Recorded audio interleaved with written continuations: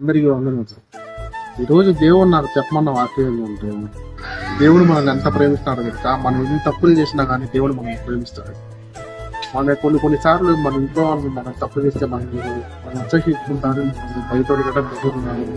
కానీ దేవుడు మనం ఎన్ని తప్పు చేసినా కానీ మనం దగ్గర అంత ప్రేమ ఉన్నది. కాబట్టి మనం ఎంత భయంకరమైన తప్పు చేసినా దేవుడు ఇంకా నన్ను క్షమించడేమో, ఇంకా నేను దేవుడికి నచ్చనేమో అని దేవుడికి దూరం అవ్వకుండా చేసిన పాపం ఒప్పుకొని దేవుడి దగ్గర పశ్చాత్తాపడి దేవుడు ఖచ్చితంగా మనం దగ్గరికి తీసుకుంటాడు. ఆయన మన ప్రార్థన ఆలోచిస్తాడు, మన బ్రతుకు ఖచ్చితంగా మారుస్తాడు.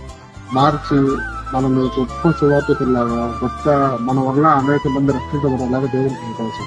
కాబట్టి మనం మార్చుకొని మా బ్రతుకుని మార్చుకుని దేవుని దగ్గర కనిపెట్టుకుని ఉండడం మంచిది. అట్టి కృప దేవుడికి కనుకరించిన తర్వాత ఆమె